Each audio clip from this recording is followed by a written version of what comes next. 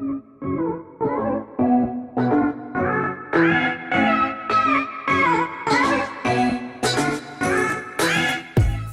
YouTube family, and welcome to Perfectly Parker. So in my guilt and grief video, I talked about how I went through the different stages of grieving Parker's autism diagnosis.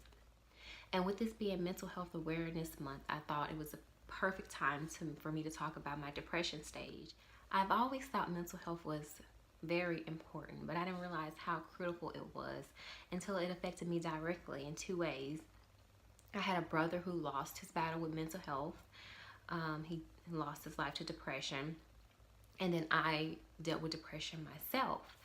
And so I realized how vital it is to a person's well-being through every stage of life, not just adulthood, but every stage of life, from infancy all the way to 100. Mental health is very important, and I feel like there's too many stigmas associated with it, and I feel like the only way to break down some of those stigmas is talking about it, so people can realize that they're not the only one going through it. People in the media have been doing a really good job at promoting mental health. You've been having celebrities come out and talk about them battling with depression, etc., etc. So I definitely think awareness is getting better, but I definitely feel like we still have a long ways to go in mental health. So I went through the different stages of grief with Parker's diagnosis and talk about the bargaining, the denial, all that, etc., etc. So when I got to the point where I realized that Parker wasn't going to be fixed, or her autism wasn't going to be fixed with her learning how to speak, it definitely started weighing on me heavily. Parker's behavior was starting to become a little bit more challenging, a lot more challenging, to the point where it was so difficult to handle her in public places. And we were coming from Pennsylvania from a travel assignment to Texas, so we were getting acclimated to the area. It's just a lot of stuff going on. We had to cut down some of our expenses because my husband was going back to school, so that not only come back some of our expenses, but also come back some of her therapies. And I just didn't feel like, I feel like a bad mother having to cut down her therapies. I was battling with the school when we first came down here, and we finally did get her placed in school where she should be at, where were they trying to put her at. Me and the teacher, we weren't seeing eye to eye. We didn't have a really good support system here at all, because we moved from home in Louisiana where we had lots of support, and it's just us here. So we were dealing with that, along with getting acclimated to the area. I had to commute an hour away. I wasn't used to the traffic, just a lot of stuff. And on top of all that, dealing with the fact that I quit school, because until this day, I do realize it was the best decision. There was no way with everything that I had going on that I would have been successful, and I just would have been setting myself up for failure staying in school. So I do feel like I made the right choice, but it was weighing heavy on me because I felt like I was quitting, and I never quit anything in my life. And so still dealing with that, just dealing with a lot of guilt, and dealing with things with Parker and all that. Social media is a big factor. I read something that said that social media has increased depression by tenfold, and it's true. Not because you see people doing things, but because for me personally, I had joined a bunch of autism groups. I mean, just bunch, which I've since kind of scaled down on which ones I have still been a part of. But I've joined a bunch. A few very awesome resources, great. But then some, not so much. It was more of a lot of people talking about how hard it was per se, and I hate to say it like that because it is hard, but more so I was focusing in on the things that they were dealing with at the time, and the only thing I could think of was, oh my gosh, this is what I have to look forward to, because some people were saying it doesn't get better, the meltdowns get worse, wait till you get to adulthood. And instead of encouraging and giving support, it was more of it's hard and life is only going to get harder for you. So definitely be careful with social media, because it can help, it does help, but it can also hurt as well. So just a lot going on. And I remember laying in the bed. It was around 7:15, and this was around the time Parker had to be at one of her therapies for 8 a.m. And I was just laying there. I did. I was like, whatever, I'm over it. And I was just laying there. Finally got up. We were running late, of course, dropped her off. And then I came back and I got into bed. And this started to become my routine. It was becoming harder and harder to get out of bed with everything that was going on. I would literally go to work, come home, and I would just get into bed, and I would stay in the bed, straighten up a little bit, and then get in the bed. And each day became harder and harder to get out of bed. It did. And this went on for a while, and my husband basically was just trying to give me time to adjust, but I wasn't adjusting. And a part of me felt like I was maybe dealing with depression, but I immediately got it out of my head. Because even though there's a stigma associated with mental health, I really do feel like there's a stigma associated with mothers in depression, because I felt guilty for feeling so sad. I had a great job. At least Parker could afford some therapies, whereas people who can't afford any therapies. And I just felt like I didn't have the right to be depressed. Because I feel like as mothers, we sometimes feel like we are supposed to be invincible. We are supposed to give ourselves to our family, our job, our household, while wearing a smile on our face. And how dare us be sad about it? And to me, in my head, being sad about it or depressed about it was a sign of weakness. I'm not a good mother, a good wife, because I'm sad about the duties that I should be doing. And I feel like we need to get out of that mindset. And it wasn't until I started joining support groups that I realized other mothers felt this way too, until they realized that that's just not the case. And not only is there a stigma associated, for me personally, I don't like people worrying about me. I really don't. I know that's a bad trait to have, but I don't like to worry people. And I like to help people, but I don't like people to worry about me. And that's still something I'm working on. I have to get better at that. And I didn't want to tell anybody that I was feeling this way, because with my brother just committing suicide, I didn't want people to feel like that's how I was feeling, because I honestly didn't feel that way. But I didn't want people to immediately jump on board and try to help me. I know that sounds crazy, but that's just how I felt. I didn't want anybody to worry about me. I wanted people to think that I was Superwoman. I had it all under control and I was handling it. So I didn't talk to people. I didn't talk to my husband. He didn't know I was dealing with it. When he left, I was up, and then when he left, I went back down. I went to sleep, and I was just really just trying to deal with it all. And that's just, you can't deal with it all. You really, if you're feeling this way, you really do need to talk to somebody or do something about it. So it didn't take long for my husband to catch on what was going on.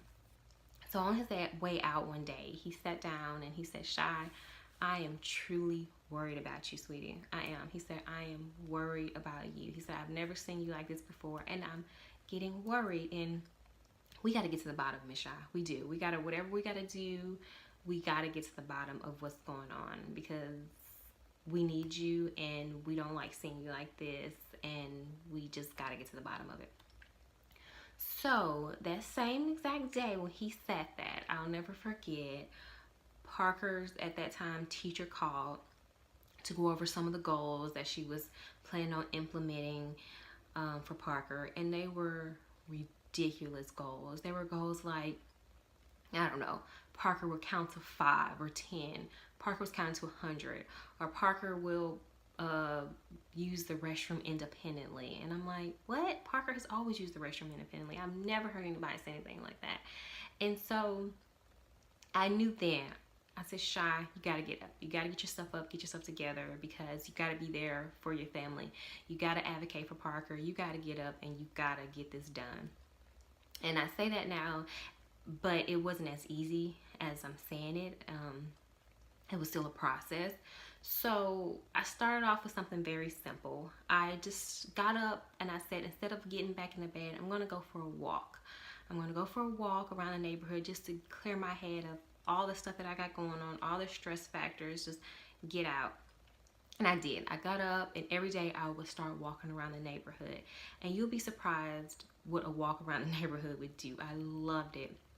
And so walking around the neighborhood became me running around the neighborhood. And I found that I love running. Not running on a treadmill. I hate running on a treadmill. But I love running around the neighborhood. I love seeing the scenery. I love seeing all the stuff that's going on. I found out I loved it. And it was at that point, it helped me get to where I could do other things. Deactivated my social media accounts. All social media accounts deactivated. I need a break. Took a break, and I was like, no social media for a while. I started signing up for classes, little seminars on how to effectively handle Parker and how to deal with meltdowns and how to deal with her behavior problems. Start reading more books, and I had more time because I was off social media.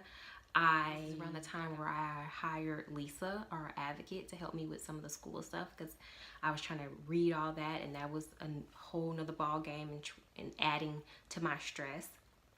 And I just started working on me, and I started going out to breakfast with a few friends, started working on my health as far as my nutrition, what I put into myself. This is something I'm still dealing with now. I have not mastered this, but Parker's godmother is helping me with this. She is going back to school to be a nutritional therapy practitioner, and she has an amazing blog on health. And so she's been helping me deal with my health and my eating habits, because that's a big part of it too. And just basically remaking everything about myself and the things that I had problems with, addressing them head on. I got my husband stepped on board. He helped a little bit more with Parker as far as like all the therapies and everything that we had going on. He was like, what's going on? Because I didn't really want his help, because I felt like I wanted to do it myself. That's just the truth. I did.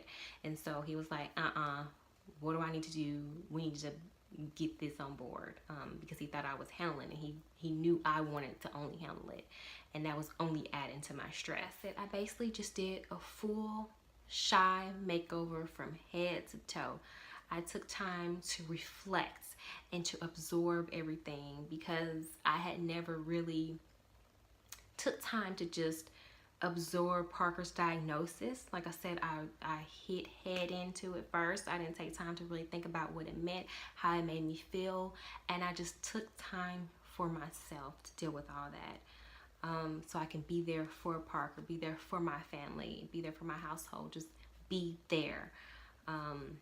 Now, I say all this, and I'm not saying it's completely gone. And there are times where I am just completely and utterly sad. I just say, screw it, I'm not doing this, I'm putting this to the back burner right now. Sometimes I am autism out. There are only so many podcasts and so many books I can listen to in one day before I'm just like, screw it. There are some days where I feel like I am rocking this autism thing from head to toe, and there are some days I am on the ground crying, begging God to help me with my child. And the truth is, I will always battle with this. I will always deal with this. Autism will always be my world, and that's just the truth. I will always have to fight for Parker. I have realized that I will fight for her until I have no more fight left in me. And even then, I'll muster up some more fight, and I will continue to fight, because that's what I have to do. Some days will be better than others. Some days she will be rocking it, and some days she will have bad days, which will cause me to have bad days. And that's just the way it is. But I think now I've gotten to the point where I realize when I'm getting to that point where I just need some me time before I'm just pushing ahead. Maybe today I will say, screw it, put aside what I need to do as far as consults, doctor's appointments, whatever, and just say, Shy, go out, get you a pedicure, go out, take you a walk, you need some you time. And so realizing that has really helped me move forward with my stress levels. I know I said another video, but I'll say it again. I choose what I'm going to stress about. You can't stress about everything. Some things I just let be, because I'm just not going to stress about it today. But when you realize that sometimes you just need to get outside of your own head and just take a minute for yourself, I think you will just have a overall better mental health, better all well-being, better all you, better wife, mother, everything. And if you're dealing with this, I just want you to know that you are not alone. You really aren't. And if anyone makes you feel like you're less of a mother or make you feel like you're weak for feeling this way, they're asses. Because we all have our breaking point. We all have a moment where we are just to our wits' end. And I think when you realize you are to your wits' end and you can do something about it, that's when you are efficient. We give so much to our families, our jobs, that sometimes we literally don't have anything for ourselves. And our mental health has definitely has got to be a priority, because I tell parents all the time, in order to help our families and be there for our families, we have to take care of ourselves. We have to do that. Self-care is so important. And I'm not always the best at it. I'm not. So mental health has got to be a priority. And you have got to figure out a way to make it. No matter what you do, you've got to make it priority. And that's just it. I have put some resources in the description box, some things that helps me, from songs to Instagram stuff. It's some amazing stuff down there that will help you basically start it. It won't at all take the place. If you're feeling like you need to talk to somebody, join support groups, do what you got to do. These are hard topics to talk about, guys, but we have to talk about them, because we need to talk about them. Because how do we expect anything to get better? And how do we expect ourselves to get better and to be there for our little people? So find your person to talk to. And thank you for watching. Please don't forget to like, share, and subscribe. And I'll see you guys next week. Bye.